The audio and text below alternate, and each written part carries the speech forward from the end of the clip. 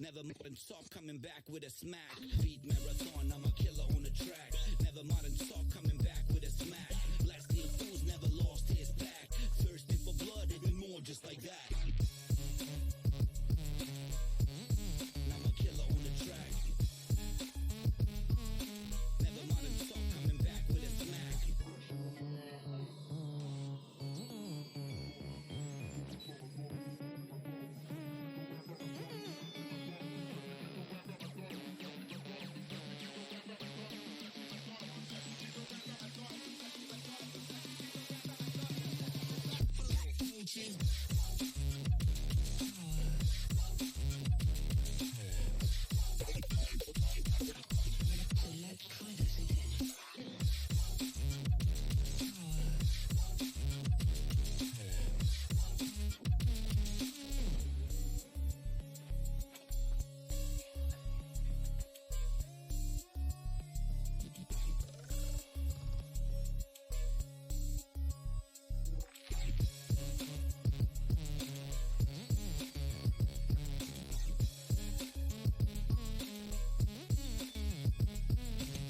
Marathon, I'm a killer on the track.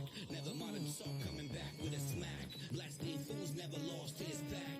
Thirsting for blood, even more just like that. Just like that, just like that, just like that, just like that, just like that, just like that. I'm a killer on the track, on the track, on the track, on the track, on the track, on the track. Never modern stop coming back with a smack.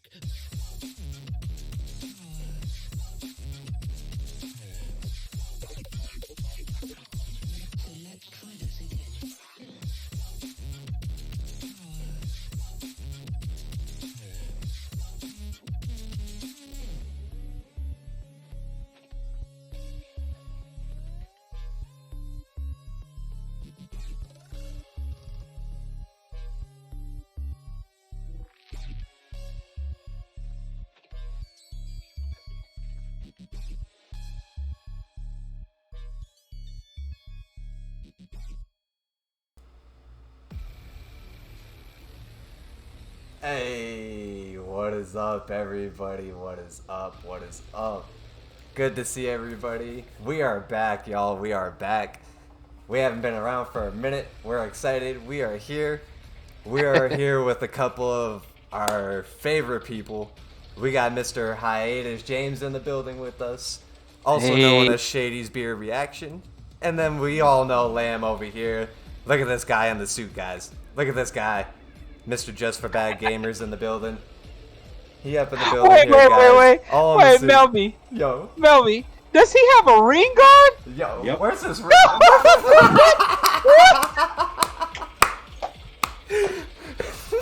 I'm done. Oh, y'all don't have a championship ring? Oh, Ooh. get out of Oh here. my lord. Ooh.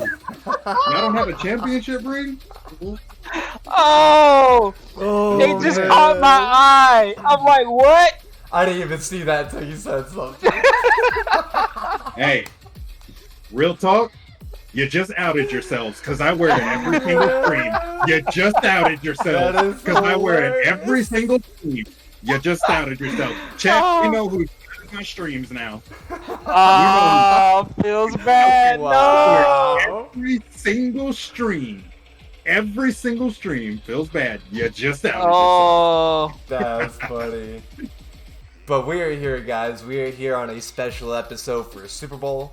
We are on episode 12 of No Shady's Just4Bad Sportscast. We are finally back in here. I'm so glad to be back. I know these guys are happy to be back. It's That's amazing. I'm glad to see it. Thank you for everybody for showing up. Glad to see all the faces. Loving all the people here, guys. I absolutely love it. Today, like I said, we're doing a special episode. We'll touch up on a couple of other topics and everything like that real quick. But our main focus is NFL and the Super Bowl today, because it's Super Bowl Sunday tomorrow, and we have a lot to talk about on the topic. We were chatting for a little bit before we got started, and we kind of rambled a little bit, and we had some very good conversations. So we're excited to bring it to you guys here too as well, guys. We are very excited. So we got Super Bowl Sunday tomorrow. We got the Tampa Bay Buccaneers, and we got the Kansas City Chiefs. all know that the Kansas City Chiefs went through kind of a hiatus here in the last week or so. Their barber had about 20 of the Chiefs lined up, about ready to get a haircut. Had a dude in his chair. Dang. They were even, I'm not sure if it was facts or not, but they were memeing it. He had half of his head shaved on one side, and the rest of it on the other side was still left. So he was kind of like a two-face, but it was two-headed. And and they were memeing it hardcore. And dude was literally about ready to cut this man's hair, and they were like, no. They like came rushing in. Were like, this dude tested positive. Like, y'all gotta go.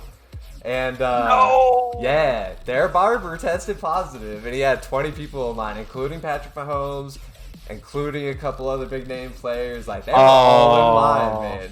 So That feels bad. absolutely nuts. So the Chiefs have been on a hiatus here the last week, and it has been fairly interesting to watch. They actually stated here that Kilgore, who was the guy in the chair, he's clear from barber contact and everything like that. So he got free of contact tracing and all that. So I'm hoping that's going to be the case for everybody else on the Kansas City Chiefs. So we're not missing a bunch of people, and it doesn't make for a odd Super Bowl. It's looking like everything's still intact. We haven't heard of anything regarding anything of a lot of people missing or anything like that. So it's, hopefully everything will still be there. But to go into actual play effect, I think the hottest topic that we had regarding this was Mahomes going for his second takedown on Brady. I think that was our hottest topic that we talked about before we hopped in here. If y'all remember when Mahomes got his first chip, he beat Brady out of the AFC Championship when the Patriots were pretty much unstoppable in that time, and we're going to the Super Bowl almost every single year. He now has a chance to do it on the opposite side and take another chip from Brady, technically, considering they're both going head-to-head this weekend in the Super Bowl. That was our hardest topic that we talked about, and I'll let these guys touch up on that because we had a couple of really good heated conversations that were pretty intense. So let's kick into that, and I wanna we'll let Lamb hop in first because we want to see which side of Lamb we're gonna see, guys.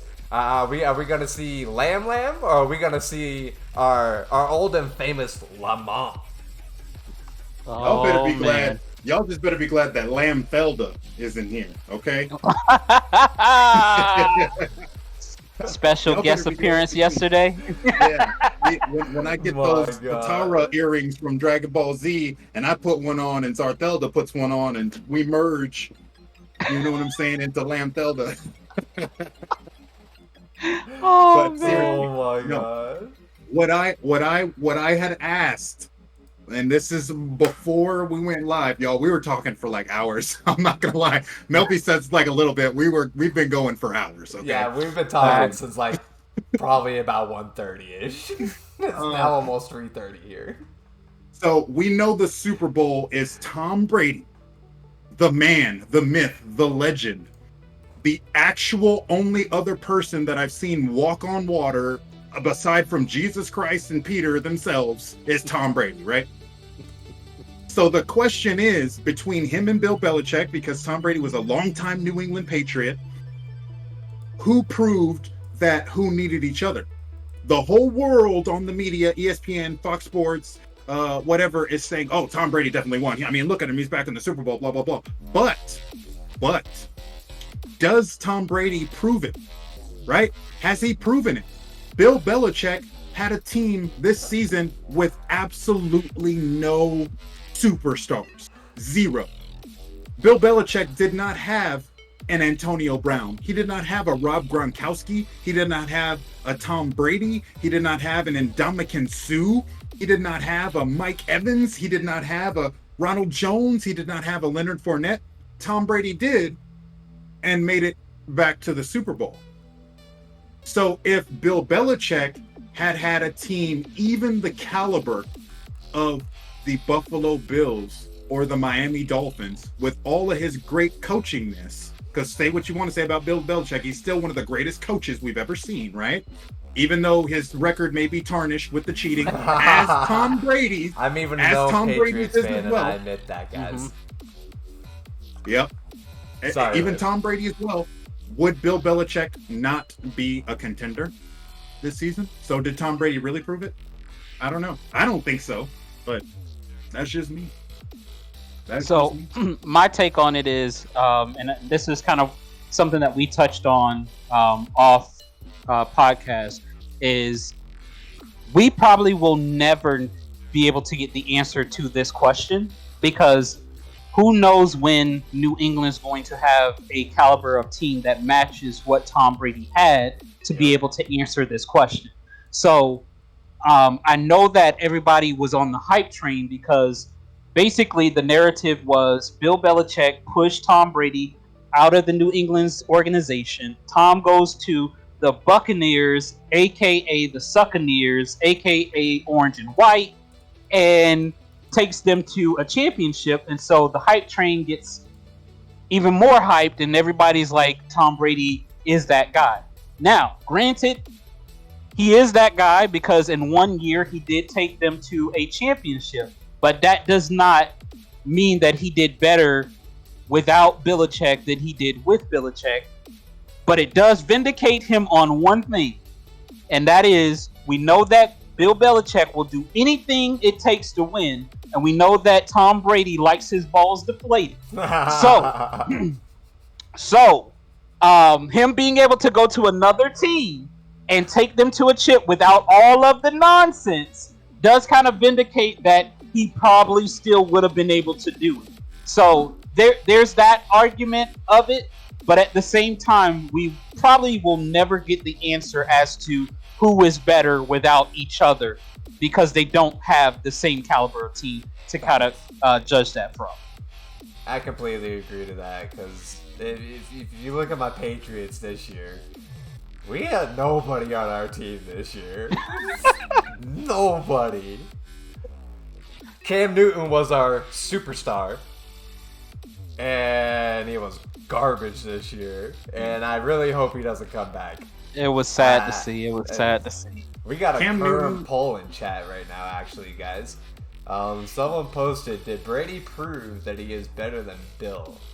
Oh, that was me. Oh, okay. You know, Land posted. I'm a All mod right, too, all right, Melby. all right. I got you. Well, it baby. doesn't pop up in my chat to say who actually posted it, so I wanted to say someone posted it, so because there's a lot I of got mods you, in baby. chat right now too, so but we want to vote on that, guys. There's very little time left to vote on that, so vote on that real quick. I wanted to make that aware to everybody real quick. We only care what y'all think anyway. We got There you go. We got a 60-40. Did Brady prove that he is better than Bill? Yes. There you go. I should have left it at 2 minutes. Yeah, you should have. Yeah. Make sure I we should've run put it at these 2. polls, guys, to Oh. make them run for a decent amount. That way we can Yeah. have a good take on everything. I kind of agree with Hiatus on that one, just because, like I just said, I'm a huge Patriots fan. I'm a Patriots fan myself. I'm gonna have a heart attack shot. Stop it. But Go ahead, Melby. we had nowhere near the caliber of team that is comparable to where we can really contradict on if it's comparable or not. One, we had so many people sit out this year, and two, even if we didn't have everybody sit out, we would have had anybody on the team really. We got a couple of years, we have a lot of money in the cap space this year. So if we make a lot of moves, which we're targeted for a couple of people that have been trending in trade rumors, if we do make those couple of moves, then we may be able to see that comparison this next coming year, because Brady said he's open to playing past 45 now. So we'll see how exactly that goes, and to see if we can actually compare that here in the next couple of years on an actual real level. Because this year obviously wasn't a good comparison whatsoever. None whatsoever. My only point was, y'all, let's be honest, and I will start a poll in a little bit as well. Okay, that's what we're doing. Does Tom Brady have a super team? Antonio Brown, Rob Gronkowski, Mike Evans, Chris Godwin, Ronald Jones, Leonard Fournette, and Ndamukong Suh. Is that not a super team? He does. Like The minute that he got both sides of the ball. Yeah, the minute that he got AB to the team, it automatically became a super team. I mean, it was a solid squad before having Thomas and the wide receiver running back core with that defense. It was a solid team. But adding AB as a threat, like that's automatically a super team. You got Gronkowski, you got Cameron Brate. It's like you got a legitimate squad of playmakers on that team, and then adding AB to that is like, come on, bro, you didn't even need that. Yeah, that's comment. No team that has a member named Ronald could be super. What about Ronald McDonald? I'm done. What about supersizing that Big Mac meal, vet? Exactly, right? Oh my lord. I'm done. That's hilarious. So in Super Bowl's perspective, there was actually they kind of posted it as big news. There was actually a car crash a couple of days ago regarding the assistant coach, and the people that were in the car, including a 5-year-old, is actually in critical condition regarding that car crash.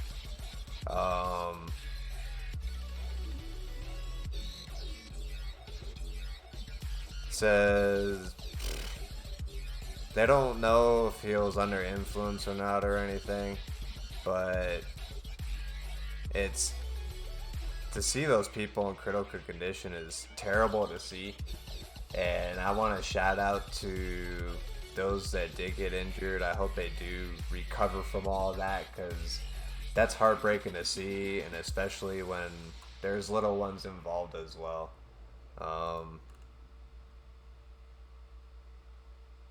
2 children, like that. I don't like to see it at all. The 5-year-old's in critical, and then there was a 4-year-old as well.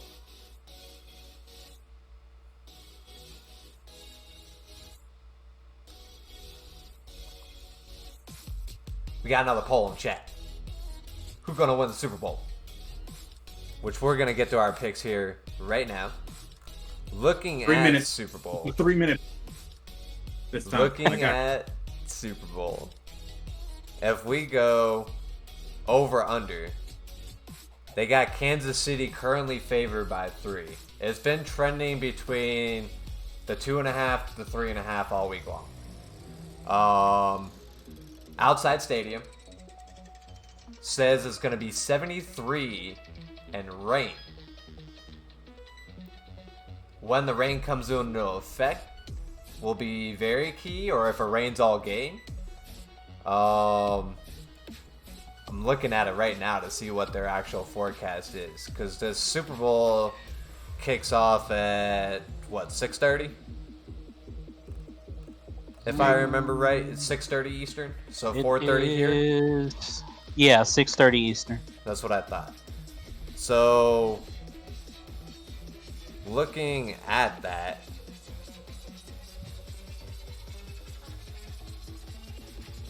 pulling it up right now. I didn't write this one. He wrote this one. I don't understand. What do you say now? Playing on wet grass is not fun, but I hope Brady gets sacked on it a lot. If there's, I'm not even going to say that.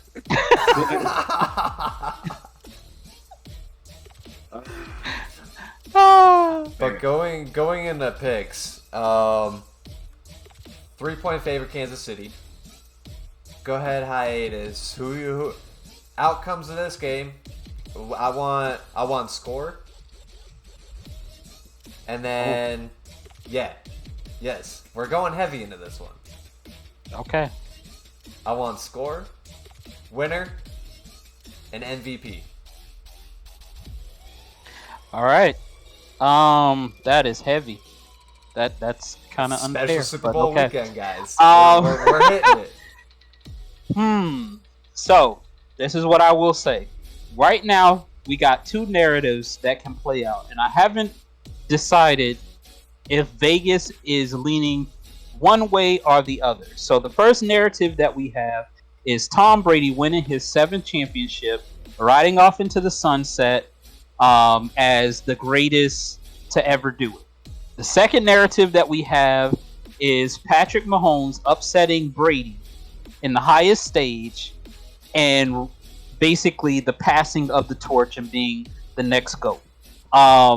So those are the two narratives that we got going right now. So I'm going to go with the narrative that cost my team their Super Bowl chances back when Peyton Manning was getting ready to retire and they were ready to get him out of there.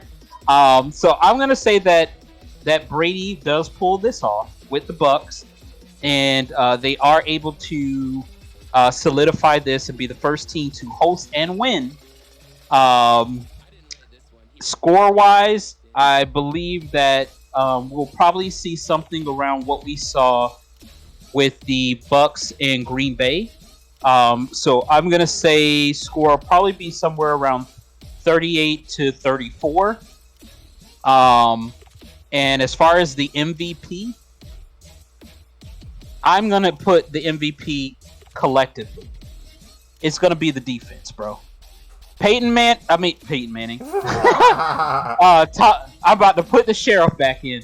Tom Brady is going to do what Tom Brady does. But that defense, if that defense with Whitehead shows up like they did against Green Bay, that's going to be a problem for Mahomes. And we may end up seeing something similar to what happened when the Raiders were able to bully the Chiefs, and how they put him in the pocket and dared him to do something with it. So it's going to be an interesting game, but I am going with the Bucs. That's going to be my pick. I like it. Okay. Lamb? All right. What's up? You already know what's about to happen. All right? Oh, here we go. I will tell you. And I'm going to give you the reasons why, okay? Because that's what I do, baby. That's what I do. I've been at this for a long time. All right? I've been at this for a long time. So, the score will be 41-35. Okay? Ooh, so and the going team over spread. The team that will win will be the Kansas City Chiefs. And I'm going to tell you why. And I'm the next statement that I'm about to make is something that I honestly believe 100%. Okay? I believe that if the Kansas City Chiefs don't win this game, then it's rigged for Tom Brady because to be the GOAT and it's his hometown for the team that he plays with. That's just how I'm going to feel. And hey, I'm not saying it's true. I'm just telling you that's what I'm going to believe. But I'll tell you why. And by the way, the MVP discussion will come after this. The reason why is because the Kansas City Chiefs have the best in slot at quarterback. They have the best in slot at wide receiver, Tyreek Hill. They have the best in slot at tight end. Mm-hmm. As good as the Buccaneers are, they don't have a best in slot at any position in the National Football League. Not one position. All right?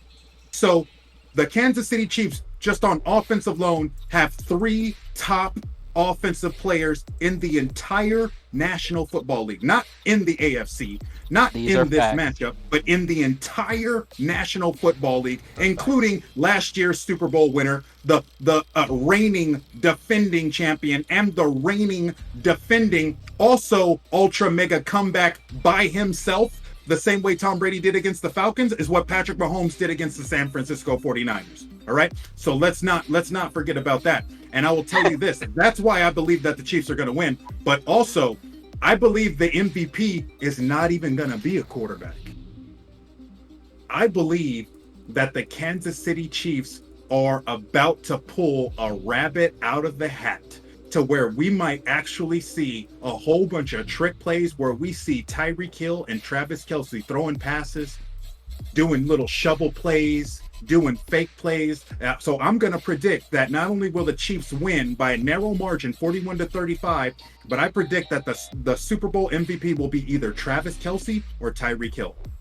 Those are the biggest game changers in this game, period. That's solid. That's pretty solid. I have no disagreement with the statement that you made at all. I can agree with that. Okay. And it's Andy Reid. We know he's a trickster. Like, even looking at the coaches, man, come on, bro. Like, There's gonna be some interesting plays tomorrow, and I'm right? excited to see it. Both of them. Because Tom Brady, he's been known to throw a little pass and run down to the end zone himself. You know what I mean? Like, they're going to empty out the playbooks, bro. And don't forget, we've seen Antonio Brown throw a few balls in his career, too. So yeah, true that. Don't be surprised if you see that. Bro, Tyreek Hill and Antonio Brown in the Super Bowl, this is going to be amazing, bro. It's going to be crazy to watch. This guy's turn? Yeah. My quarterback, sexy beard. Nah. we're trying to get the Fitzpatrick level, chat. We're trying to get the Fitzpatrick level. All right. So, I got a couple of predicaments here, obviously, with me being a Patriots fan. Feels bad. The only reason I want Tom Brady to lose this Super Bowl is because I don't want him to win another Super Bowl outside of Tampa or outside of New England. I don't want him to win one. I don't want him to win one with Tampa at all. Does that determine my pick? I'm not gonna say yet. Oh God. Look,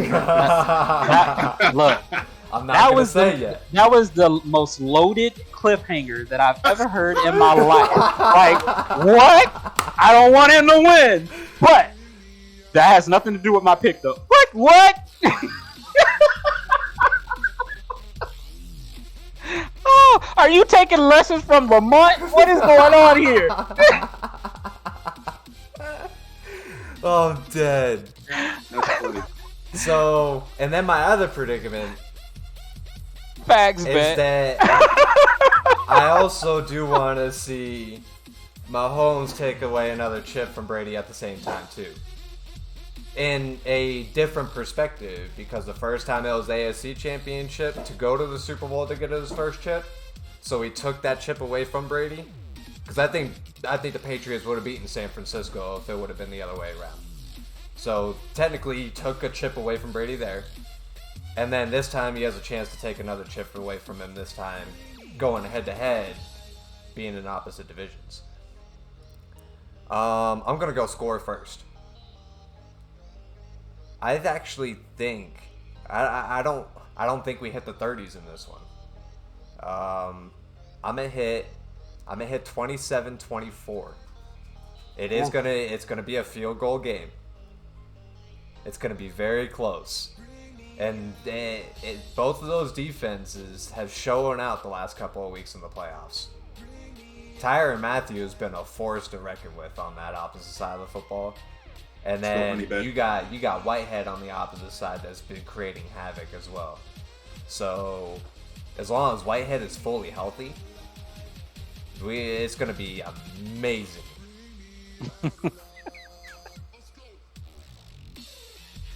Who won that poll, by the way? What was the poll results? Yeah, what was the poll results on that, guys? Because I missed that while we were talking. Yeah, does it not literally type it in chat automatically or something? No, it didn't. No.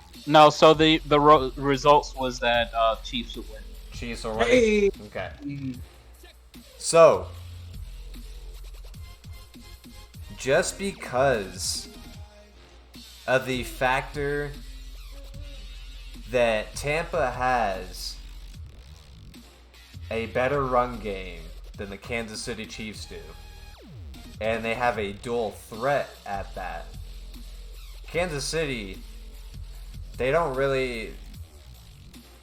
Hyde Edwards-Helaire is okay, but I don't think he's going to be their main running back, especially if Damian Williams comes back next year.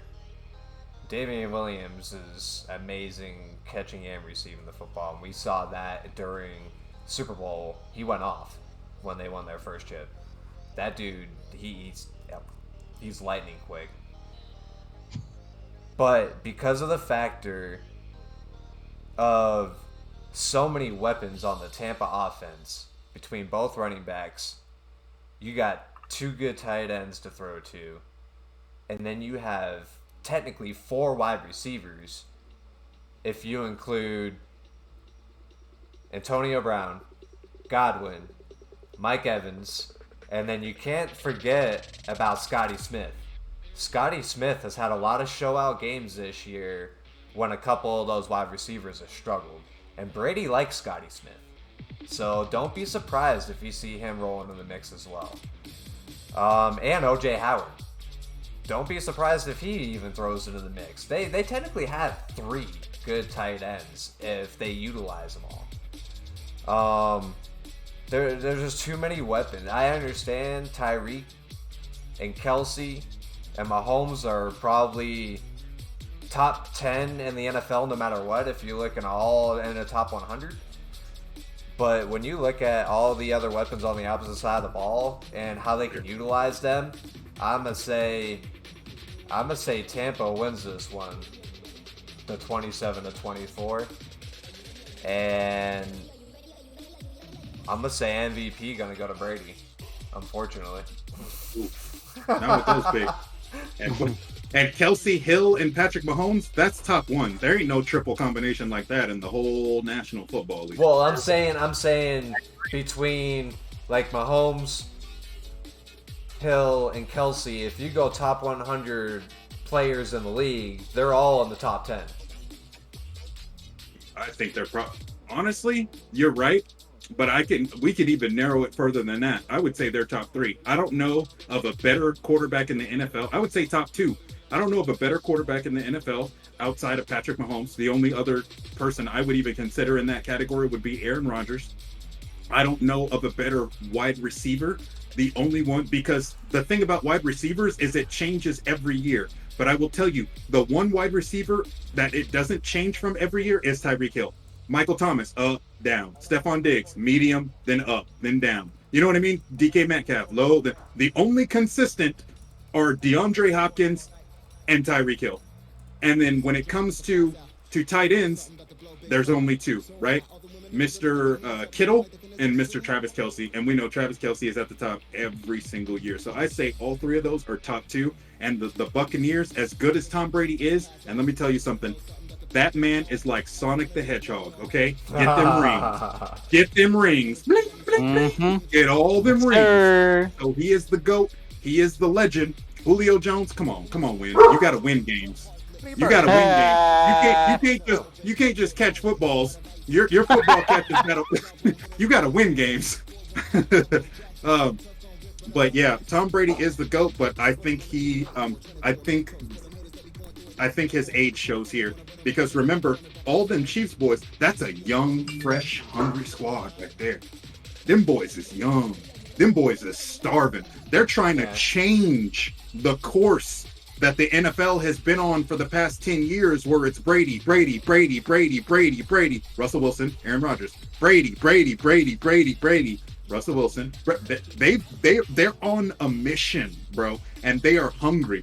I've always said, if I was going to start a team right now and I had to pick a wide receiver and I was the only one, no, I think Hayata said too, you got to go with Tyreek Hill. You have to. If you're going to pick a wide receiver, first pick, it has to be Tyreek Hill. If you're going to pick a tight end, first pick, it has to be Travis Kelce. I agree with the Travis Kelce. I don't know if I can go Tyreek Hill with my number 1 though. That boy fast. He fast. That boy fast. He fast. Not fast. That boy fast. He fast. I'll give him that. But and he got hands. And he's strong. Core. And he got juice. Stop your barking. Listen, all I can say is, and this was a loaded conversation that we had last week. Well, it wasn't last week. The week before, we saw Adams tear up the Bucks defense. Boy was open on his route running. He was open. So when you have Tyreek Hill, who is faster, it's going to be a problem. You're going to have to play a lot of coverage, a lot of zone to kind of compensate because you got to respect his speed. Yep. That's bottom line. That's why the emphasis is more so on the front line and getting pressure on Mahomes and not letting him sit. If they're able to do that, they could pull this off. But if they let him sit, I mean, Kelsey, Hill, I mean, what you gonna do? And Mahomes, what you gonna do? And Right? Mahomes can burn any linebacker, any defensive lineman on the Bucs defense. He's faster. But I will say this: Ndamukong Suh is a problem. Okay, Jason Pierre-Paul is a problem. With only 3 fingers on one hand. They are a big problem, but they're more of a big problem for a slow, immobile quarterback like Aaron and Drew Brees than they will be for Patrick Mahomes. Okay, I can give you that. They're still going to be a problem, but it's more a problem for 40-year-old quarterbacks, 39-year-old quarterbacks than 20-something-year-old quarterbacks with legs like Lamar Jackson if they need to use them like Lamar Jackson. You know what I mean? And if the Chiefs are smart, what they'll do, we're going to see a lot of shotgun. It might be shotgun all game. It's going to be a lot of shotgun. Yes, it is. As Easy said, too, you got Shaq Barrett in the mix, too.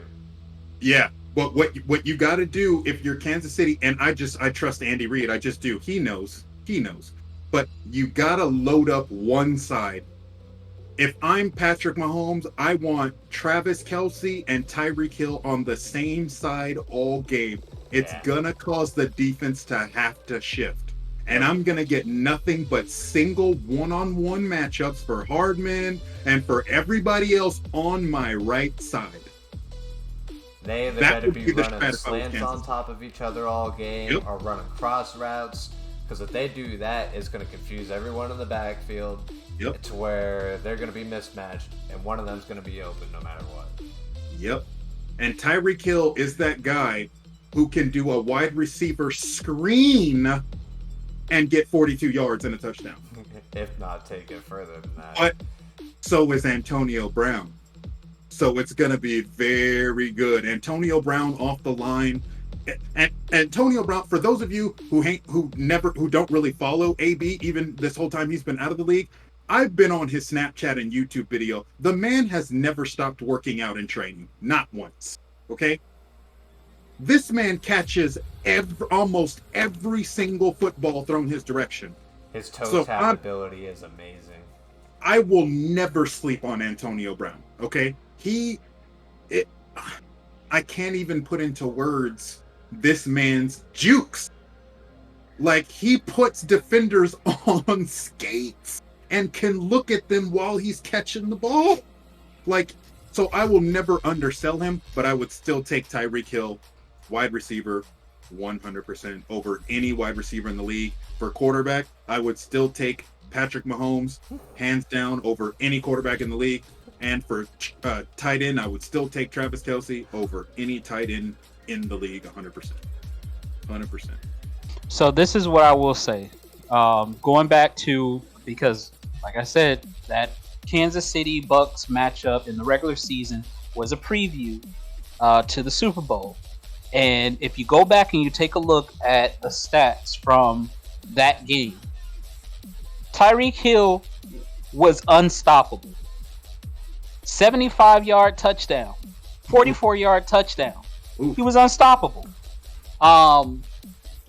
And that game ended up coming down to 27-24. That was the outcome of that regular season game where Kansas City ended up pulling that off. Yep. And that was the first time they ever played each other, and it was a back and forth match.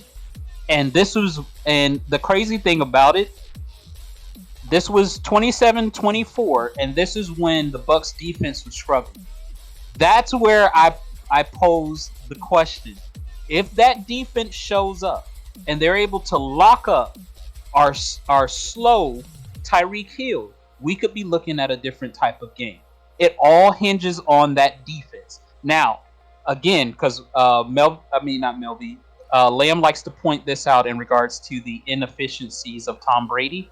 He did have 2 interceptions that game, and they still almost pulled it out. So you can bet that there's going to be interceptions thrown by Brady in this game tomorrow. But will that be the cause of them taking that L? Again, for me, it hinges on the Bucs defense. If the defense shows up and plays, it's going to give them a great opportunity to win that game. But if the defense sails, it's a good night. And we'll say this, when the Buccaneers defense is playing well as a top defense, as a top 10 defense in the NFL, it has nothing to do with their secondary and corners. It's all sacks.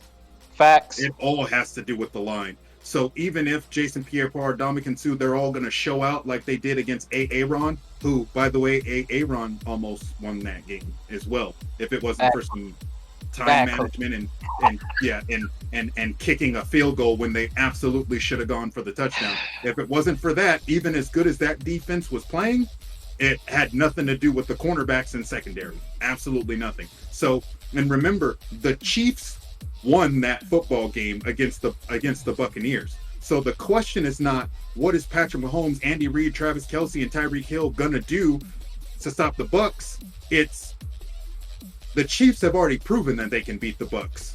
The Bucs have everything to prove. So the question is, how are the Bucs going to stop the reigning defending MVP Patrick Mahomes? How are they going to stop the number 1 ranked tight end in the National Football League for years running? And how are they going to stop the best wide receiver in the National Football League? The question is going to be, how good is that Bucs defense? We already know about Kansas City Chiefs. It don't matter. They'll beat your best NFC team in every division. They'll beat your best AFC team in every division. The Bucs have not played with that kind of consistency this season.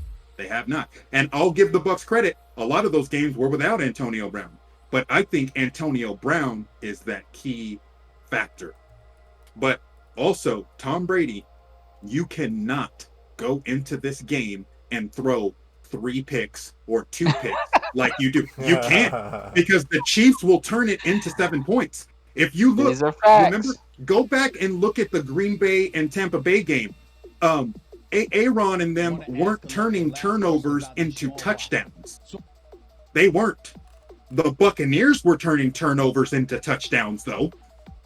Kansas City Chiefs, if they get a pick or a fumble recovery, they're going to score a touchdown. And guess what? Kansas City Chiefs, if the Bucs get it, they're going to score a touchdown off that turnover too.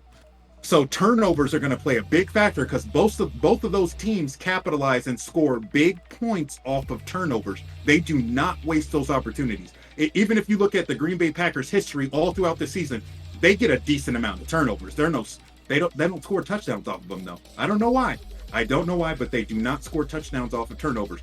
Tom Brady does. Patrick Mahomes does. Mm-hmm. So Tom Brady cannot go into that game and throw 2 or 3 picks. You just can't. But now, with respect to that, now this is what I'll present this evidence to you. Now, again, I don't want to disrespect the reigning defending champions by presenting this evidence, but if this gives you any type of idea of how the Bucs are approaching this game, they lost to the Saints both times in the regular season. Wasn't even close. Saints beat the brakes off of them. And coming into that divisional game, nobody expected the Bucs to beat the Saints. And they showed up and they showed out and they got that done. So that mentality of we can lose in a regular season game and beat them when it counts, they already shown that they have that mentality. Now, with that being said, that was the Saints. That is not the Chiefs. That is not Tyreek Hill. That is not Kelce. Thank you. But there is that mental fortitude that they have. They have proven that they can lose to a team, whether it's once or twice, and still be able to beat them when it counts.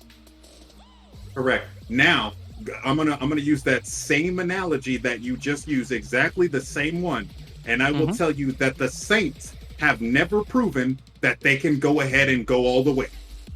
They were gifted one Super Bowl due to Hurricane Katrina, and miraculously have never been able to get back there.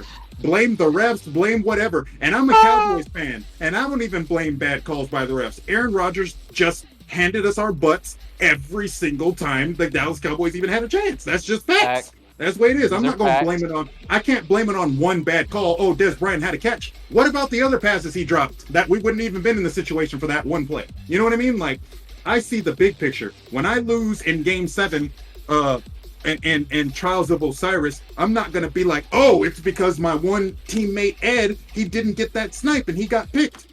What about 2 rounds before that when I got picked off twice? You know, you know what I'm saying? Like, so I'm not gonna blame that one play. So I understand what you're saying, and here's what we do know: Tom Brady, he is a championship player. Okay, everything gets bigger. He gets better when it's playoff time. He just does. He just does. But I will tell you something. So does Patrick Mahomes. And Patrick Mahomes and Tyreek. I'm just saying, this is a super team that was not brought in or flown in or traded for. This is an organic super team that was naturally built the same way pre-Kevin Durant Golden State Warriors were built by Mark Jackson, right? By the way, that is not Steve Kerr's team. I know he's getting all the rings and clout, but that's not Steve Kerr's team. It's Mark Jackson's team. He's proven that the team doesn't even need a coach. Correct.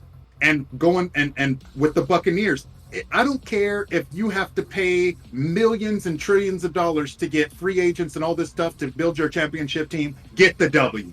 When you're a competitor, get the W. I do not hate on KD for going to the Golden State Warriors. Get your championship. Submit your legacy. Win, because you're a competitor. People, I don't like the whole, oh, well, I played with the same team my whole entire career because I got loyalty. You also don't have a ring, Charles Barkley. Shut up. No one cares. You know what I'm saying? There's certain meetings that Charles Barkley cannot attend because you have to have a ring to attend those meetings. And Shaq reminds him of it every time. And Shaq is right. Shaq is right. Who cares if he got a ring because of Kobe? He got a ring, though.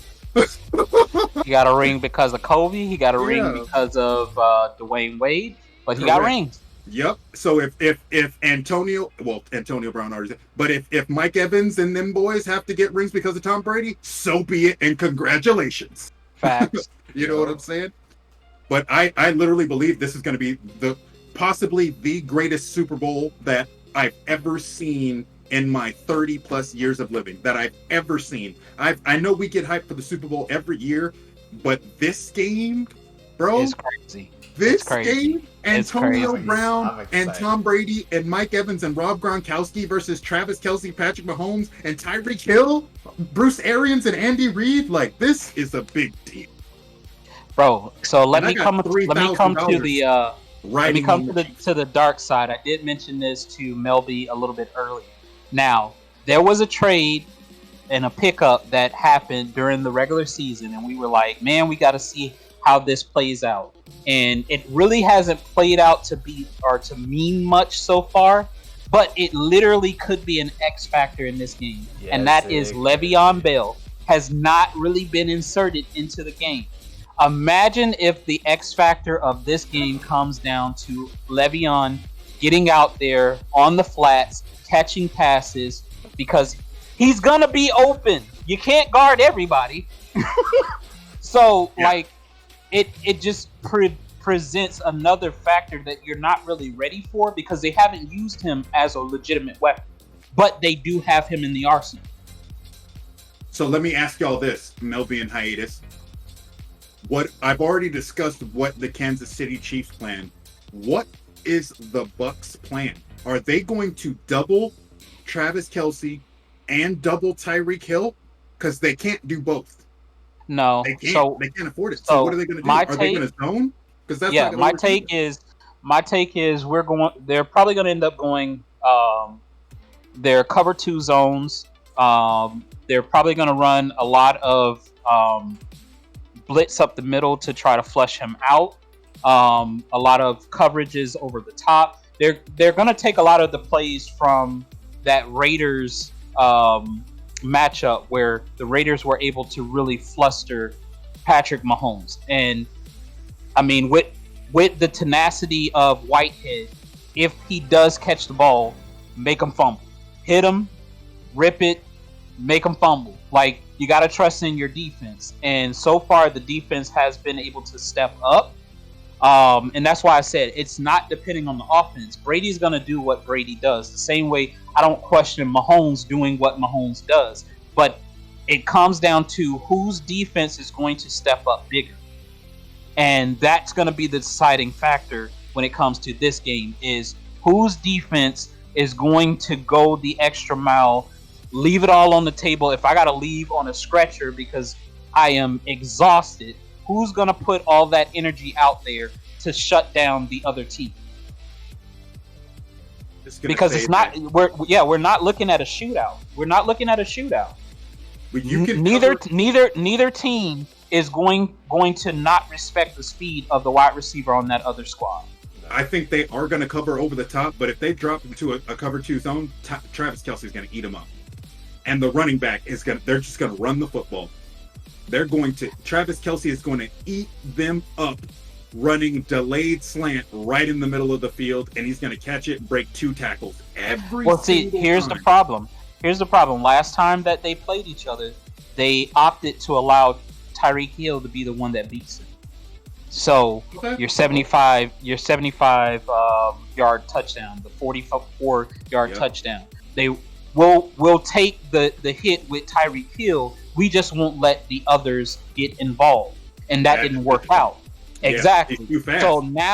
So now it's like, okay, we gotta eliminate that speed, and if he's gonna dump it off, we gotta trust that Whitehead is gonna lay that pipe and pipe it up. Yeah, and do what needs to be done. So, I mean, it's kind of you're not really playing on equal playing fields for either defense. It's unfair. I mean, you got to guard Mike. You got to guard Thomas, AB if he's playing healthy, Brait, Gronkowski. Like, for either side, defensively, it sucks because there's a lot of firepower on both sides. True. And so it's like, so what do you want me to do? The difference is Brady isn't a mobile quarterback, but he is a quarterback that can decipher and tear up a defense. Correct. Even though it hasn't been shown in his second half of games, but he does still have functional knowledge. And then you got Mahomes, who can throw, but he also has the legs to go along with it. So now you got to run, these different quarterback contained plays. Don't take your eye off the quarterback type deal. So it's a weird situation for the defenses because it's all going to hinge on them. Mahomes has an ability that Tom Brady doesn't have. Okay, Mahomes has the ability to extend plays like Russell Wilson for 18 seconds if he needs to, and still throw a first down pass. Tom Brady, he's going to release that ball within 3 to 5 seconds every single time. He can't sit back there, and I think that gives the Chiefs an advantage. But Melby, let me ask you: if you're on the Buccaneers, you're defensive coordinator, head coach, or whatever, are you going to play man-to-man on Tyreek Hill? Are you going to double him? Because I would be thinking you have to double Tyreek Hill. You cannot keep him in one-on-one coverage. You have to double him. You have to. If you eliminate Tyreek Hill from the game, I think that's huge. Travis Kelce is still going to be a problem. Of course, Patrick Mahomes himself, there's still going to be a problem. But would you double team Tyreek Hill and literally just not even give him an opportunity to breathe? So I've already been thinking about everything that I want to say here, both perspectives regarding Tampa's offense and Kansas City's offense. First, we'll answer your question on doubling Tyreek. If y'all go back to where the Raiders beat Kansas City, the Raiders played a zone and made Mahomes throw the ball. And the Raiders ended up winning that game. because they played it smart and they covered smartly during that game during the zone. If I'm Tampa, you got to do the same thing, because if you're playing that zone, you can't afford to blitz. There's too many weapons. Tyreek's too fast. Or Kelsey is going to eat you up through the middle. You can't afford to blitz. And then the 3 guys on the defensive line have got to get to Mahomes legitly. They can't just pressure him. They have to get to him legitly. Because if they don't get to him legitly, we see what Mahomes can do on the run. And then on top of that, he can make some crazy ass throws on the run on top of that too. Even going across the field, and we've seen it multiple times. No looks, across the field, little side shovel passes, left-handed, like, he can do it all. So no matter what, I think you have to play the zone, because you have to have somebody that is spying Mahomes at all times, and then you got to play that coverage and make sure that everyone's covered at the same time too. On Tampa's side, same thing. You can't afford to blitz, because Tampa legitimately has more weapons, twice as many weapons as Kansas City does on offense, if you legitimately think about it on paper. On Kansas City's offense, you have Mahomes, you have Hill, and you have Kelsey.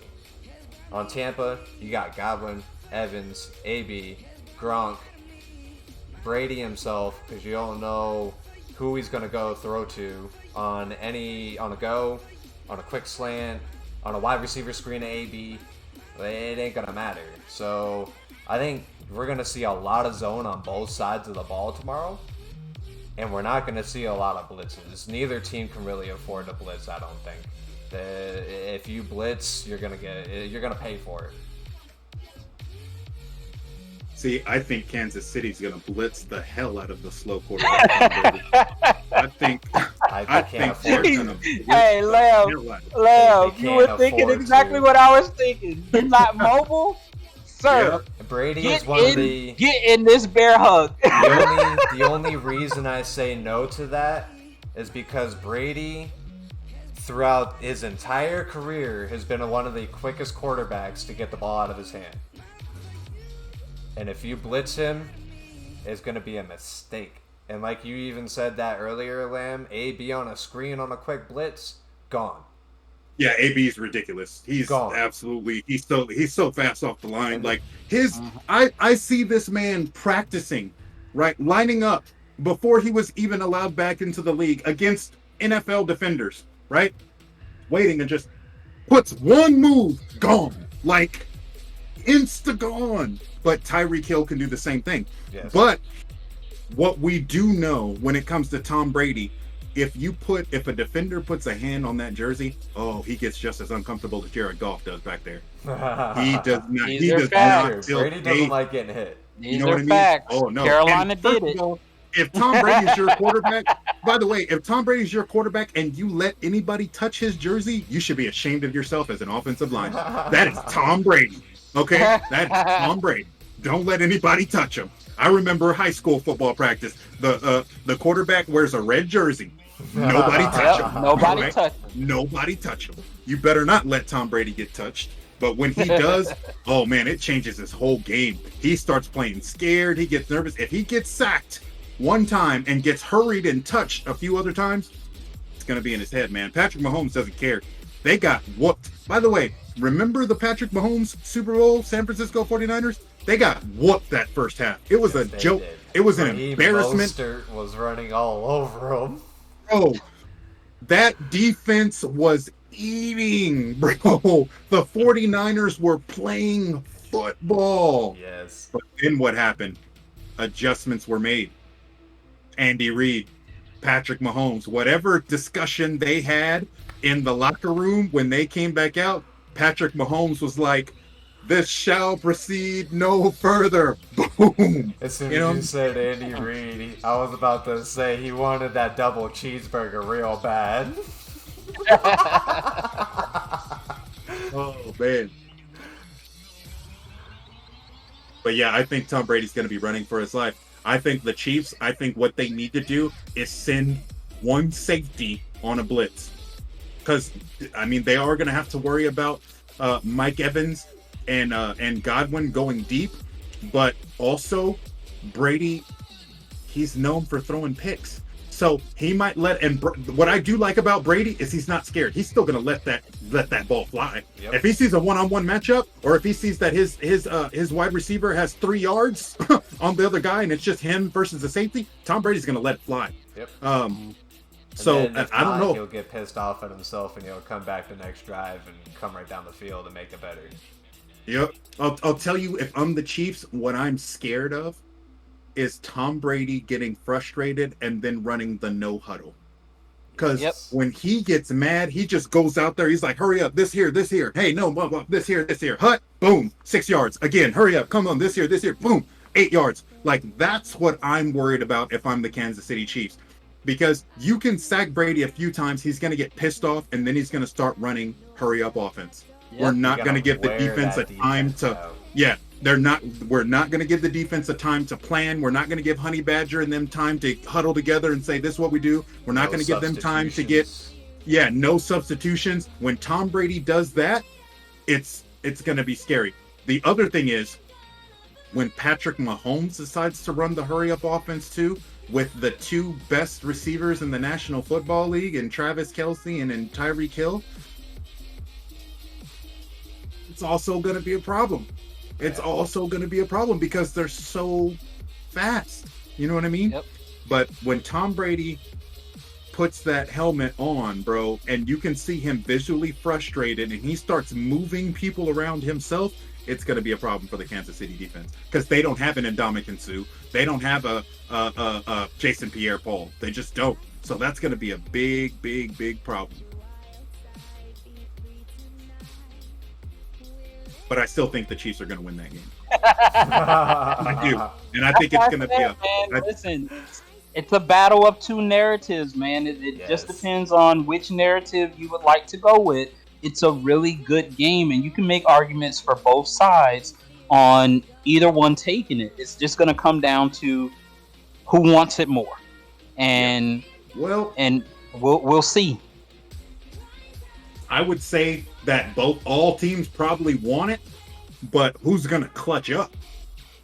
Because those big lights in that big game can make some people nervous. And here's what I'm thinking. Tom, like you said, Tom Brady, Rob Gronkowski, AB, been there before. Used to it. Patrick Mahomes, Tyreek Hill, Travis Kelce, been there before. Used to it. Let's see what Mike Evans and Leonard Fournette do under the spotlight. Let's see what Godwin does under the spotlight. Jason Pierre-Paul, been there before too. You know what I'm saying? Let's see what Ndamukong Suh, been there before too with the Rams before he even went to the Bucks. But let's see what all those other players who have never been with the bright lights on. Let's see if they end up like those other wide receivers who make it there the first time, drop an open pass that should have been a touchdown and instantly, you know what I mean? Let's see if they crack under the pressure. Yep. I see it all the time and I'm like, oh, feels bad. Like I said, it's gonna be a good game. It's gonna be. I'm so excited for it. So excited for it.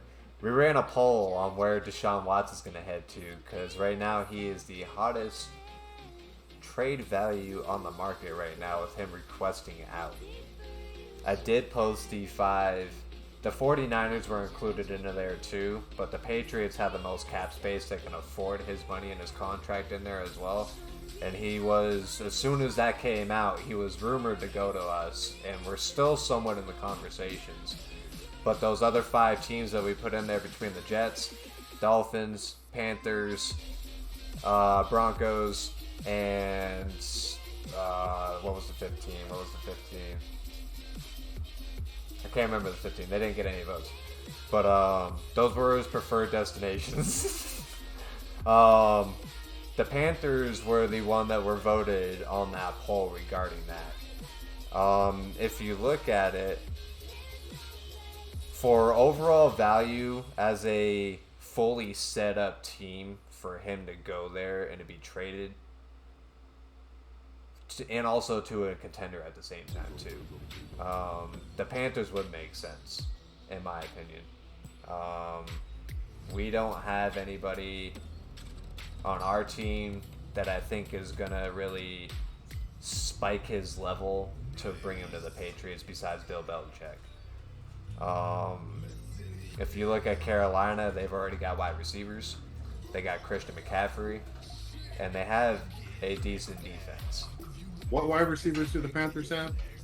They got Moore and other dude. I can't remember his name. But I know you're talking about. I can't think of his Curtis name. Samuel. Those are the two wide receivers they have right now. And then they've also have a fairly decent tight end. Not Jonnu Smith. What's his name? It's right off the top of my head. But they do have a decent tight end still too, even with Greg Olsen gone. So in all levels, it would make sense if he does go there. Just because it would already, with Watson, I think that would put them into a playoff team. I don't know your guys' take on that, or what preferred team you think he's going to go to. But between him and Wentz right now, those are the two that I want to get answers on regarding trade market really quick before we wrap everything up. Go for it, Hiatus. I'm going to let you go first. I mean, as far as him going to the Panthers, I can see that. Just for the simple fact of the team itself being kind of rebuilding. And then the experiment they tried with Bridgewater, just to kind of see if, they could salvage anything. And obviously that was a negative. So I could see them trying to go somewhere because, they got to wash the Cam Newton off their lips, bro. Like, they lost so much with retirements, Greg Olsen, on defense. So it's trying to get back to a legitimate contender, and it starts with the quarterback position. Like, bro, you got to do something. Yes. You got to do something drastic. Because otherwise, you see where the Bucks are, you see where the Saints are, you see where the Falcons are. You're gonna find yourself at the bottom of your division consistently if you don't take risks. So I could definitely see them going and actively seeking to try to get that turned around. And the other wide receiver they have is Robbie Anderson. Yeah. So they actually have 3 wide receivers. What about Carson Wentz real quick, Hiatus? That way we can cover. Man, don't nobody care about Carson Wentz. Next question. Whoa, damn. So much animosity. Tell us how you really feel. Lit a fire under his ass and told him to get out. Wake me up when someone important comes up. The disrespect. Oh my gosh. So much animosity. It's Honestly, like me talking about Worm Husker Hunters. Because that's another one that's rumored to come to the Patriots, and I don't want Carson Wentz. I do not want Carson Wentz. Put the gun down, Listen, man. Put the gun down. Listen, I mean, what are we talking about? I mean, look, Melby just moved to a new apartment. We don't plaster that all on social media saying Melby's in a new apartment. Look at the new white walls. Look at the vinyl. I haven't hung up my sports stuff yet because I'm gonna make it professional. Like, listen. We love Melby, but at the same time, that's just not important. What's important is when he goes live, right? When he goes live. Big facts. Right? That's it. Thank you. So when it comes down to this Carson Wentz, like, whoever picks him up, we'll see what happens when he goes live. Like, at this point, we don't care where he ends up. We'll just see what happens when he goes live. I love it. I cannot disagree with anything you just said. That might be the best take from Hiatus James I've ever heard.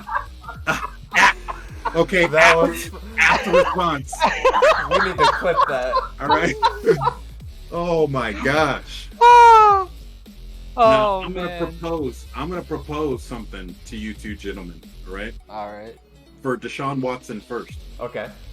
What about the Indianapolis Colts? Why doesn't he go to his rival? I don't know if he stays within the division, honestly. But if he stays within that division and goes to the Colts, does he not win it every single year? Not necessarily. I mean, they have a great running core, offensive line, and a great defense, but T.Y. Hilton can't stay healthy, and the rookie they drafted this is his second year this year. He can't stay healthy either. So I mean, he really doesn't have any offensive weapons to go to besides himself and his run game. So they would have to fix that to intrigue him to at least have a top wide receiver to throw to. I'm going to tell you why I disagree. Look what the 167-year-old Phillip Rivers did with the Indianapolis Colts this season. That's true. 167. With all of their injuries, insert That was mainly a part of defense and run game, though. Exactly. You run down that field, young man. I'm gonna toss it up to you. The overall, statistically wise, the best O-line and the best D-line. Yes. Cumulatively on any NFL team. There's some teams who have a great O-line, bad D-line, vice versa. But cumulatively, the best O-line and D-line and the best, when healthy, running back trio in the NFL. And even if his wide receivers with T.Y. Hilton injured some games or not, insert Deshaun Watson. They'll be a playoff team no matter what, but I think that's why I said they have to intrigue him and get another wide receiver or a part of T.Y. just because of his injury and basically missing half of the season almost every single year. And also, think about this team. Insert Deshaun Watson to Jacksonville Jaguars. Trade the number 1 pick, get Deshaun Watson instead of Trevor, and then you get more first-round picks and more second-round picks to build your offensive line, your defensive line, and your secondary. Hey, Liam. Stop the disrespect. We're not talking about no Jacksonville Jaguars, man. They talking talked about the Jacksonville Jaguars, bro. How was that disrespect? What are you talking about? Nobody wants to go to the Jacksonville Jaguars. Whoa. Listen, hold on. Send Wentz there. Hold on. No. That's a perfect place for Wentz. I do. I have a perfect place for Wentz. That team is too good for Carson Wentz. Okay? That team is in rebuilding. They believe I have 3 first-round draft picks already, including the first pick. I believe they have 3 or 4 second-round draft picks as well, loaded. Which means, and James Robinson. Look at that undrafted rookie running back who dominated the league this year. Mm-hmm. DJ Chark, 2 years in a row, mentioning his name in top wide receivers. All right, that team is in a rebuilding phase, and they tanked. They could have won a lot of those games this year, but they need to rebuild. That's why they lost all those games. They milked Minshew's thumb injury a little bit too for that. So this is what I'm going to say. Oh, my thumb! I can't play my starting quarterback. Like, come on, they tanked. Insert Deshaun Watson. Build more on the O line. Build more on the D line. Insert Deshaun Watson with James Robinson and DJ Chark. And draft an edge rusher. Like, come on, bro. Help. So I just want to remind you of some history, right? Because I love history. I love a good story, right? So let's take a look at. Let's go down memory lane, right? So you remember when the Carolina Panthers came into the league? Yes. Back in like '96, and around that time, Jacksonville Jaguars came in and. It was like pandemonium because, it's like Carolina has a team, Jacksonville has a team, and everybody was like, oh, look at Jacksonville because they looked like they were going to do more. And then Carolina went, we lost, but we went, they didn't. And since that time, every year, they've had legitimate, decent teams, decent squads, decent bills, but they just do not go over the top. I don't trust it. I don't trust their management. I don't trust their management. I just would like for the Jacksonville Jaguars once to go into the postseason and show me something. Just do that favor for me. Can you do me a favor and tell me what legitimate, decent teams that the Jacksonville Jaguars have had? I mean, well, Melvin, when I did he say say that? when I say that, what was the quarterback that they Their best quarterback they've ever had yeah. is Gardner Minshew right now. No. That's No, the best quarterback. before that, you know what I'm talking about. Thinking of Bowles. He was a, but right. Who? He was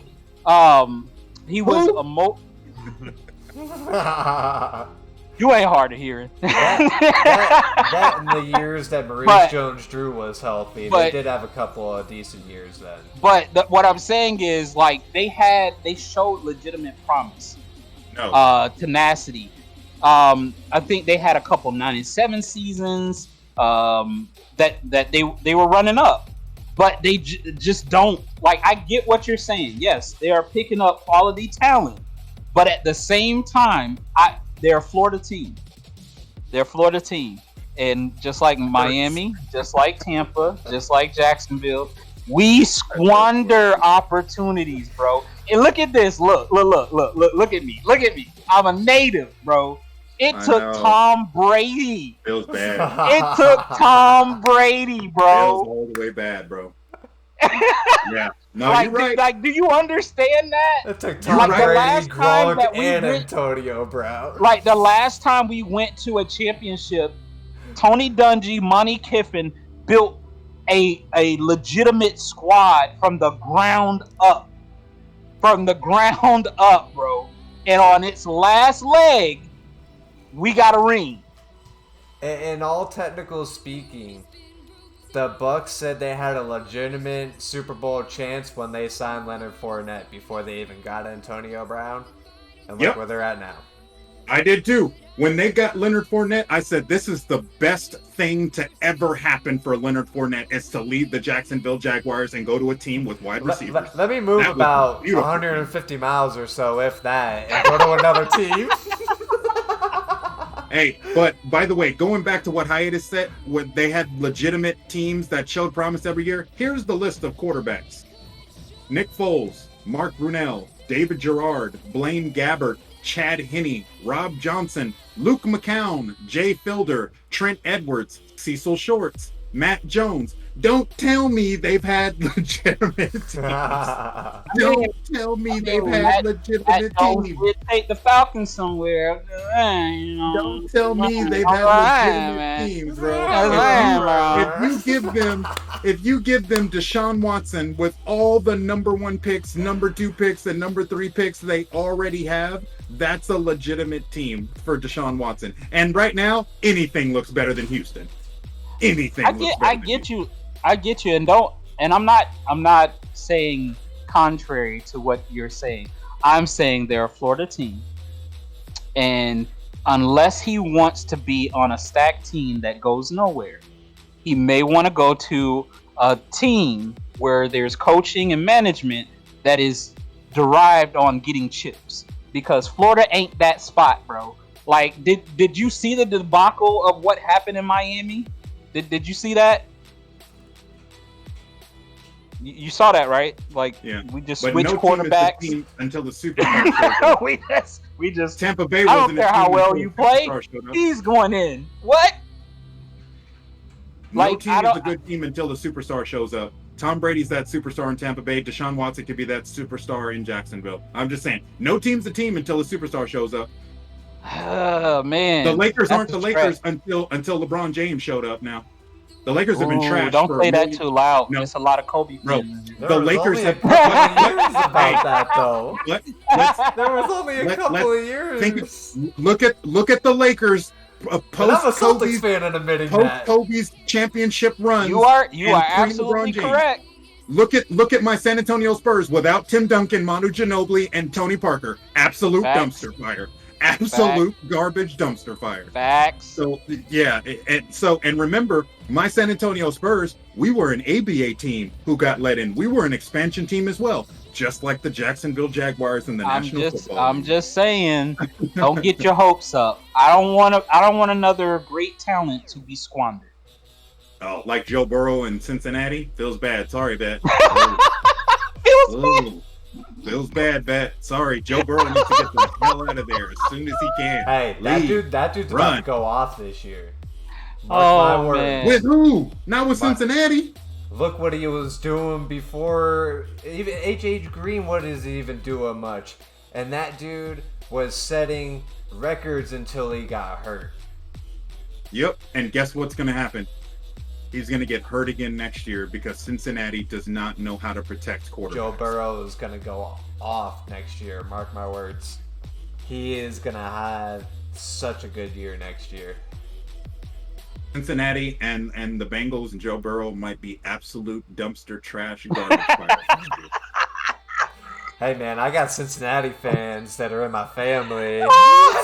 Joe Burrow got both of his damn legs broke. He Not fractured dumpster 17 fire. vertebrae. Jeez. He got a rash. He got a heat rash on his neck. Like, Joe Burrow got absolutely trashed because they won't protect him. And I said, once they realized they really weren't going to win the division and had no chance, sit Joe Burrow down. But they didn't because they want to sell jerseys. They want to sell ratings. They should have sat him. They're not doing what's best for the organization. And I know about teams not doing what's best for the organization. Jerry Jones. Go Oh, man. Cowboys. By the way, Carson Wentz should come to the Dallas Cowboys. Oh, you really want? I know you're a Carson Wentz fan, but you honestly want him? Yep. All right. Oh, Mark my words. I would, Listen, go after listen, Derek listen. Carr before Carson Wentz. What? I You would go after Derek Carr, Mr. not leading his team to any Super Bowl, over Carson Wentz, Dang. who almost took his team flawless victory? I like Derek. You remember Carson Wentz almost took his team flawless victory? How long ago was that? How long ago was An Derek Carr? an How AC long ago did ACL, Derek... MCL Wait. surgery No. later? Was I Let me 10? ask a question. Let me ask a question. How long ago did Derek Carr do that? He never did it. Never. Not even when he had Amari Cooper and Michael listen. Crabtree. I'm not making. Not even when Derek Carr had Michael Crabtree and Amari Cooper could he do it, and Carson Wentz did it with Alshon Jeffrey. Bro, I'm not even making any justification for Derek Carr. I'm just saying Carson Wentz, bro. Like, how many? That's like when they He's were better talking than Terry about. Bridgewater. Hold up. Remember all the fuss He's last better than year Taysom Hill. with the Bucks, and they were like, "Fix magic." That's how I feel right now when you talk about Carson Wentz. Wentz magic. Why is Carson Wentz bad, in your opinion? I'm just not a fan. I'm not a fan of his play style. Do you Just think not. he's a good quarterback, or do you think he's a bad quarterback? And if you think he's good, tell me why. And if you think he's bad, tell me why. I think he's a decent quarterback. I don't foresee him getting a team to a Super Bowl. But I mean, he can put some W's on the board. I just don't think that he has that killer instinct or mentality that would get you into the postseason and take you into like a Super Bowl. So he's not going to be your Patrick Mahomes. He's not going to be your Aaron Rodgers. He's not going to be. I mean, Trent Dilfer went to a Super Bowl and won. Like, Yep. What are we talking about? Like, you still wouldn't put Trent Dillweed on your Dallas Cowboys team. Like, you're saying that now. You're saying that now because his career's over. You're already saying that. No, I mean, I was saying that while I was saying that while his career was still going, when he was sucking. And but you realize players are only as good as their team, right? Like, that's the thing in a team sport. It's this ain't tennis, this ain't golf. In a team sport, you're only as good as your teammates, which is why there's no quarterbacks who win Super Bowls that don't have a marquee wide receiver, a top running back, and one of the top defensive players in the league. It doesn't happen just with a quarterback. So the reason why I say Carson Wentz, I want him to go to the Dallas Cowboys, because he will have weapons with the Dallas Cowboys, and it will weaken a rival in the NFC least, which would be the Philadelphia Eagles, right? So it'll automatically, because Daniel Jones, come on. I'm not. If I'm talking about, I've seen what Carson Wentz. We've all seen what Carson Wentz was able to do when he had healthy weapons. All right, healthy weapons. Go on 7-game winning streaks, bro. They could have went undefeated that year, and then he got injured, and the Philadelphia Eagles lucked out that they had a backup in Nick Foles who was ready to show out as well. But Carson Wentz got them all the way to that point. So I've seen what he can do. So if you give him Amari Cooper, and then what's the guy we got from Alabama? Gallup. Our no. You got Gallup, and then Well, we got Gallup. CeeDee We got Lamb. Cooper. What is the other guy's name? CeeDee Lamb. CeeDee Lamb. Yeah, we got him too, and we got Ezekiel Elliott, who's progressively getting worse and worse every year. But still, because of who he is, we still have Ezekiel Elliott. Mhm. You know what I'm saying? Like Carson Wentz, he would win games there. Because, and the reason why I like Carson Wentz over Dak Prescott is because Dak Prescott cannot throw the ball accurately. He just can't. I don't care what his stats look like. It's like a Saquon Barkley all over again. You have beautiful stats, but why can't you win? Why? Why? Carson Wentz has proved that with talent beside him, he can win. He had no talent this season. None. Not one good wide receiver. Not one. So, with Not with one. all of that you stated, I will opt to take a let's see approach, and I really hope that he does go to your Cowboys. Me too. And I do hope that we get a full year of Carson Wentz with the Cowboys, because I would love to see what he would do. Or just say a healthy team, even if it's not the Cowboys. I want to see him with a healthy team that has weapons. That's it. Well, no. I want him to go to the Cowboys. I want to be able to see this as he plays for Jerry Jones on the chop block on a team that gives no cares about their quarterback. I want to see Philadelphia now. That's I he's want to already see playing it. for a Well, team I like mean, that. honestly, you're not lying. You're not lying. For a city that says it is the city of brotherly love, there is little love that Bro, goes on none. in Philly, bro. None. Like, it's crazy. That is crazy. And can I just say the NFC least, nobody knows what the hell to do in that division with a quarterback. Nobody. I mean, agreed. Not That whole one division is Agreed. terrible. Not one team. Isn't it weird that the best quarterback in the whole division is still Alex Smith with 2 broken legs, 1 arm, a shaved head, cerebral spinal fluid leaks? He's still the best quarterback in the whole Do you guys division. remember when Alex Smith was the guy? Like, Yo, do you guys remember how long ago that was? Bro, yeah. Jeez. Facts. I'm just saying. But Carson Wentz with a healthy Deshaun Jackson and a healthy Alshon Jeffrey and Miles Sanders quarterback, they dominated and went all the way to the Super Bowl and won the Super Bowl against who? The greatest of all time, Tom Brady. So I've seen what Carson Wentz can do. Right, Jason? Alex Smith is the best QB in the NFC East. Feels bad. Feels bad, bro. Feels Ever bad. since Wentz took that injury and Foles stepped in to win that Super Bowl, Wentz hasn't been the same, and he seems like he's playing scared now, honestly. Well, he's playing scared, but imagine, Melby, you're my quarterback. We're winning all kinds of games in real life, right? Imagine if you brought our Trials of Osiris team all the way to game 5, undefeated. We haven't even used one mercy yet, right? We just won game 5. Your Warlock goes down with injury, so we bring in somebody else, and they get us all the way to the championship. And put a trophy, and then me and Hiatus put a trophy of the backup guy outside of the lighthouse instead of the one who literally won us all the games to get there. Like, that's gonna mess with your mind a little bit. They put a trophy of Nick, a statue, bro, of Nick Foles. I was like, what? Why would they do that? Why would they do that, bro? I don't understand. How did that work out for you, Philly? Where's Nick Foles right now? It didn't. It didn't. Oh, man. They're in a rebuild as well. I'm just saying, Carson Wentz is better than a whole lot of quarterbacks in the NFL right now. He just didn't have any weapons. By the way, Teddy Bridgewater is also an underrated quarterback who just didn't have weapons because they got Boo! Teddy Bridgewater, boo. Yeah, no, he's trash, but he's better than what he's getting credit for. No. As He long is. as you acknowledge the trash as we take it out. All right. The worst.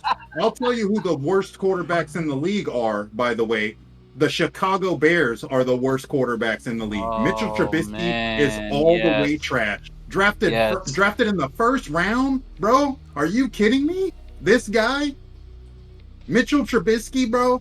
Nick Foles. I'm sorry. Listen, you're done.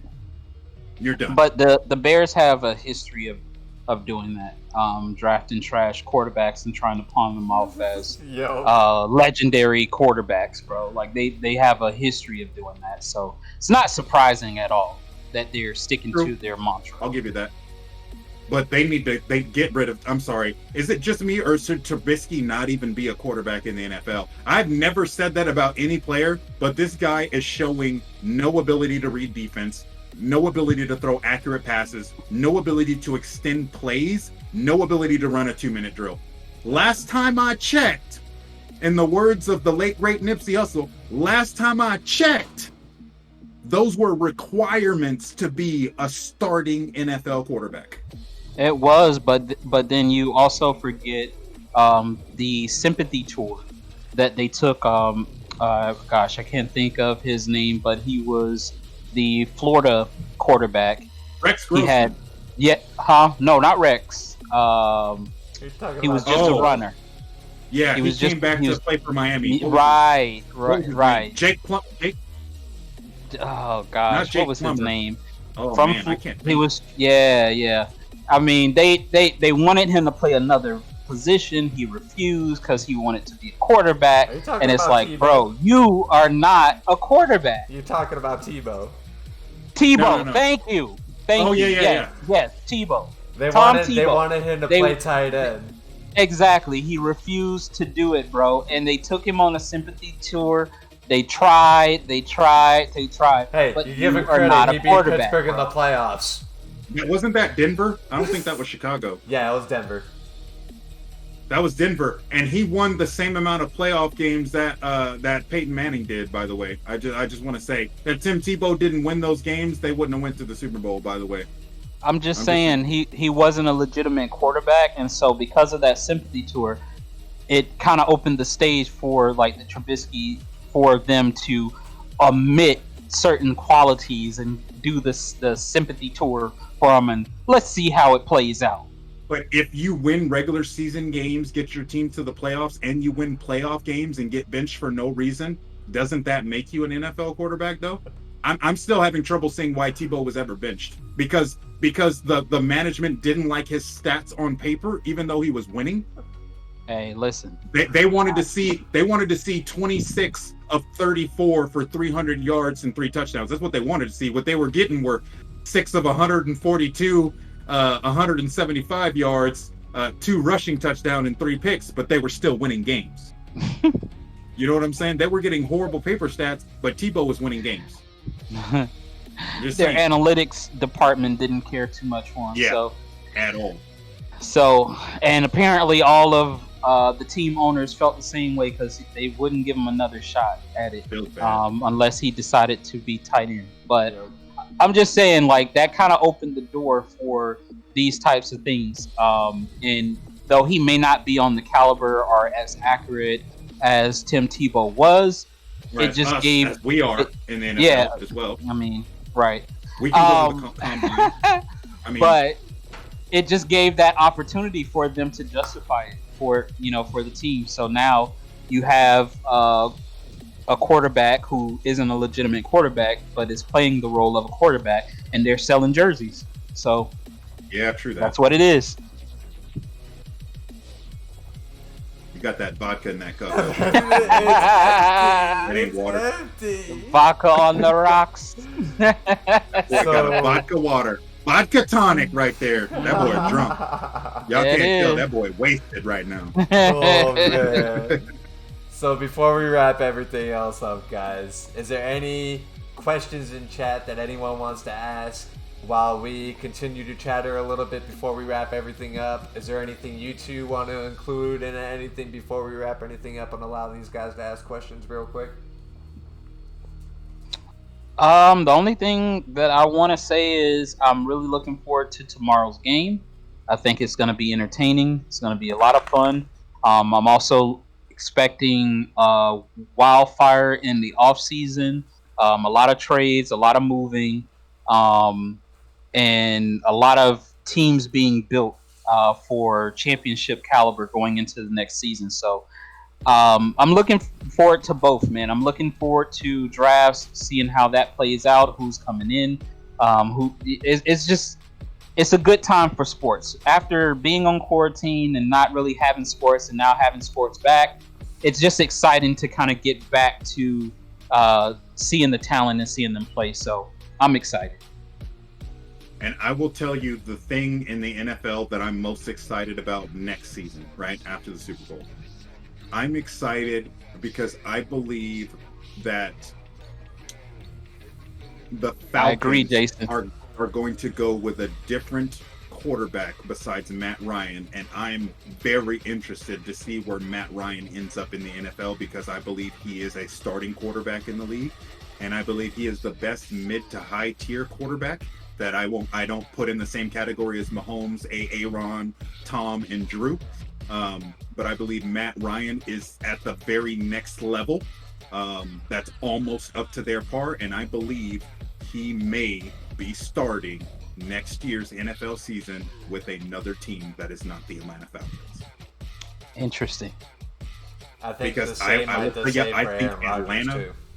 I think Atlanta is done with Matt Ryan. I think they are absolutely done with Matt Ryan, and he is a gunslinging quarterback. He And I is. think he needs to go somewhere else. I think they're looking to go younger with someone more mobile, a dual threat. We know that's not Matt Ryan, so I think that the Atlanta Falcons will get rid of him. And I also think that we may have seen the last of Odell Beckham with the Cleveland Browns. They don't need him. I mentioned in one of the by the way, y'all check out Melvy's YouTube. He has all these episodes of the podcast. But I called it a long time ago, and I said Odell Beckham Jr. is the problem with the Browns. He needs to leave. Baker Playfield plays a whole lot better without him. And oh my gosh, the Browns almost went to the AFC Championship game. They did. Bro. You know what They I'm saying? did. They got almost every went break, bro. bro. But they still had to make the plays to get there. Yeah. They still Nick Chubb, Kareem, like they have a squad. The only problem, which I called a long time ago, because it was the same problem with the New York Giants, is wherever Odell Beckham goes, there seems to be a problem with winning football games. I don't know of any team in the NFL. If I'm an owner, I don't want them. I'm sorry. As trash as my team might be, even if I'm the head coach of the Jacksonville Jaguars, I'd rather have a team that sticks together, has no outside drama, has no diva, and is still losing, and we're going to draft and build our team, than to trade for one superstar who any team he plays for starting loses almost every single game that he starts in, and then complains that it's not him. Like, we don't. I don't want you. So I'm excited to see what happens with Matt Ryan, and I'm not excited. I will not be excited if Odell Beckham Jr. still gets to play in the NFL as a starting premier wide receiver. Like I said, he got famous off of one season and a couple of amazing one-handed catches, but like I've always said, he's not even in my top 10. He wouldn't even make my top 10. I will take Adam Thielen. I will take Tyreek Hill, Antonio Brown, Mike Evans. I'll take Tyler Lockett, DK Metcalf. Odell Beckham Jr. I know you watch the Sportscast. You've been waiting. You've been waiting for this to come back. And I'm here to say the exact same thing. You're absolute trash, okay? I don't even want you on my real-life flag football team, okay? You're garbage. But that's all I have to say. Lord. Yep. You've been waiting for that. So Easy had a very good question. When is our next podcast going to be? In about 35 minutes. Keep your notifications on. We're going live again, baby. Yeah. Woo! Lamb's got Lamb news coming up, guys. So Lamb's going to be starting that up here pretty soon. But legitimate podcast-wise, what are we thinking, guys? So we can give these guys an update real quick, so we can get on a routine again. We're gonna go once a week. We can do that. It just depends on the day because my new work schedule. I started a new job about a week ago. And now my hours is I don't get off till 9 p.m. Central. So I can do a sportscast anytime in the morning and early afternoon. But other than that, it looks like the weekend for me. But this time frame that we have now and how we would normally do it at around 4 or 5 or even 6 or whatever, that time frame is no longer available for me, gentlemen. But if that's the only times y'all can do, I won't be on here, but I'll definitely be in chat. And you should know that every single time. I got perfect attendance and I won't miss one. Gotcha. So yeah, I'm good on Saturdays if you guys want to do the morning. Yeah, or same. We can Yeah, do that. Saturday mornings are if you're gonna best. be busy in the afternoon, Lamb, we can move it to once a week since after tomorrow is basically gonna be just basketball and hockey for a little bit. So we could probably just cover once a week for now until everything starts kicking up again. I will say this, for Saturdays, I will be working some Saturdays as well as I have some projects that will be taking place on Saturday mornings that have to do with another type of content that will be created. So for me, honestly, Sundays would probably be better, especially since it's not football season anymore. Yeah, so we don't have to worry about football games on Sundays. Sundays all day I am available. That is the only day that I know 100% I don't work and I don't stream or, I don't do anything on Sundays. And if I do, it's very late at night. But my Saturdays, I'll be working Saturdays as well. And early in the morning, I'll be collabing with some other projects that I have for Saturday mornings. Okay. So we can plan for that then, because I got Saturdays for work coming up here pretty soon too. I actually worked today from 4 o'clock in the morning until like 10ish. Oh, so, yeah. Melby, you be up early, bro. Early. Yikes. Yeah, we've already been up for 13 hours today. You know what, y'all? Before he ends it, I'm going to do one more poll, and I'm going to leave it open only for 1 minute. I'm only going to leave it open for 1 minute. I'm going to do one more poll. All right? Oh, Vivid, that's rough, man. I'm sorry. But, yeah, so we'll plan for next Sunday, guys. We'll plan for next Sunday on podcast. We'll arrange a time and everything, and I'll keep you guys posted inside of Discord. Exclamation point Discord if you guys aren't already there. And you guys can keep updated on everything. And then these two guys, make sure to check them out if you already haven't. Please do. Very good friends of ours. Make sure you stop over there if you haven't already. But other than that, guys, Lamb's going to run this poll real quick. My dog is going crazy for my cat over here in the background. We're going to run this poll. And then who are we going to raid out to, guys? Who are we looking at to raid out to? We would raid out to Lamb, but Lamb hasn't even started yet. Yeah, I'm slack. I'm slack. Hold the line. Yeah, No, we're just wrapping up, man. We're just wrapping up. But we're going to be doing another podcast. It's looking 1 like minute Sunday. poll. Take it. My God. Take the poll. There's only 1 minute. Sunshine, Vivid Chill, Easy Clap, Zero Calm, Lord. Gray AK, Mister, Hiatus. Everybody take the poll. I want to know. Jasmine, take the poll. I want to know. I got to see the results. Yeah, I gotta know. you should have put Bob Ross in there. Is he sexy though? Is he sexy though? Oh, man. Y'all are too good. I want to know. That's a very Vote, good vote, point. Yeah, we'll do that, Jez. Oh my God, Man. Easy. Hey, y'all are hating on Brad Pitt. Hey, nobody likes Brad Pitt. Nobody likes Brad Pitt. Oh, You man. don't disrespect Angelina Jolie like that, Brad. Oh, man. God. It Tom is Cruise. Tom Cruise.